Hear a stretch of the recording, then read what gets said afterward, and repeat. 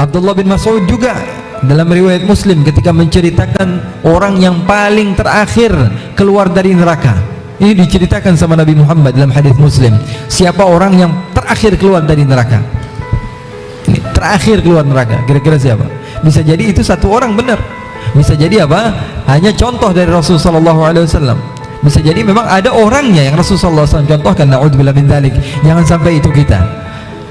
Rasulullah SAW menceritakan bahwa orang yang terakhir keluar dari neraka, dia lihat ke kanan, lihat ke kiri, udah nggak ada manusia lagi, kecuali orang-orang yang khalidina fiha. Jadi nerakanya umat Rasulullah SAW beda tempatnya. Karena apa? Karena mereka tidak kekal. Dia lihat maimanihi wa maisarihi. Dia lihat kanan kirinya nggak ada orang lagi, sudah tinggal dia doa. Akhirnya dia berdoa kepada Allah, ya Allah ya Rabb, sesungguhnya Engkau yang maha mulia, yang maha agung, yang maha pemurah ya Allah. Tidak Kau sisakan lagi di tempat ini kecuali aku. Aku melihat ya, saya ini sudah di ujung neraka ya Allah. Saya melihat bahwa di depan itu ada pintu neraka ya Allah. Jadikan saya tempat saya di situ saja ya Allah. Saya nggak perlu masuk surga ya Allah. Saya taruh saya di situ saja ya Allah. Akhirnya Allah Subhanahu wa taala katakan kepada malaikat, wahai malaikatku, dia adalah orang yang terakhir masuk keluar dari neraka, keluarkan dia dari neraka dan biar dia tinggal di depan pintu neraka. Karena ini maksiatnya udah nggak tahu lagi dah ini orangnya. Mungkin nggak pernah sholat, nggak pernah zakat, nggak pernah puasa, nggak pernah sedekah, nggak pernah haji, nggak pernah melakukan kebaikan sama sekali. Hanya saja dia beriman kepada Allah Subhanahu wa taala. Akhirnya disuruh keluar. Setelah keluar tidak beberapa lama dia merasakan kenikmatan. Bayangkan ketika seseorang terbiasa untuk disiksa, tiba-tiba dia selamat dari siksaan tersebut. Bahagia nggak kira-kira? Bahagia banget. Tapi apa yang dia lakukan? Ketika dia berada di luar tersebut, dia melihat di jauh sana ada pohon yang rindang dan cuaca sepertinya cuaca yang bagus sekali. Dia mengatakan, ya Rabb, ya Allah, saya meminta permintaan terakhir ya Allah, tolong ya Allah pindahkan saya dari tempat ini ke tempat tersebut ya Allah. Nggak usah masukin surga ya Allah, yang penting saya berada di tempat itu ya Allah. Dia bilang, ya Allah nggak perlu saya masuk surga ya Allah, saya taruh di tempat itu saja ya Allah. Akhirnya kata Allah, ma aghdaraka ya abdi, katanya, kamu ini sering nipu saya wahai hambaku. Dari neraka disuruh pindah ke sini. Dan akhirnya kata Allah, wahai malaikat, suruh dia pindah. Dia pun akhirnya pindah di bawah pohon yang rindang, suasana yang nikmat. Walaupun nggak ada apa-apa, di luar itu, di luar surga jauh sekali. Akhirnya setelah beberapa lama dia mencium bau yang segar dari surga.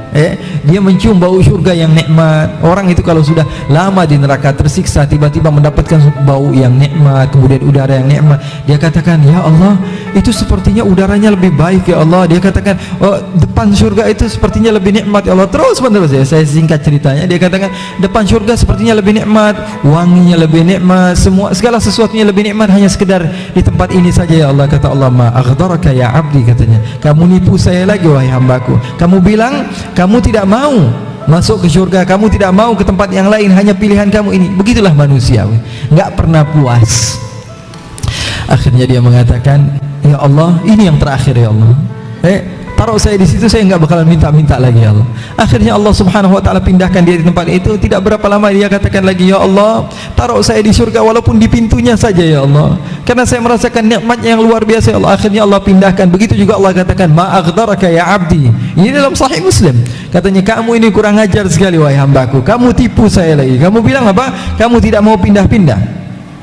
Sesampai di dalam, dia katakan, ya Rabb, katanya, Engkau adalah zat yang memiliki rahmat yang begitu luas ya Allah, tolong masukkan saya ke dalam syurga ya Allah. Ya Allah Subhanahu wa taala katakan, ma aghdaraka ya abdi, saya akan berikan kepada kamu 100 kali lipat apa yang satu tempat untuk kamu 100 kali lipat lebih besar dari dunia dan seisinya. Apa kata hamba ini? Ya Allah, jangan permainkan saya ya Allah, saya ini udah lama disiksa ya Allah. Saya ini sudah lama disiksa, kok saya dimain-mainkan?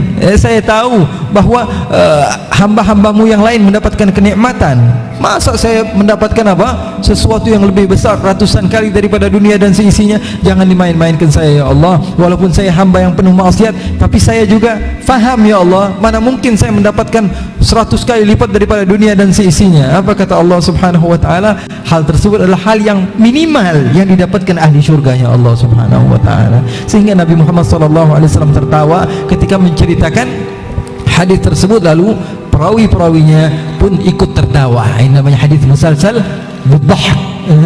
Hadis ini musalsal dengan apa? Tersenyum dan tertawa daripada para ulama. Jadi mereka mengikuti Rasul sallallahu alaihi wasallam di dalam segala hal.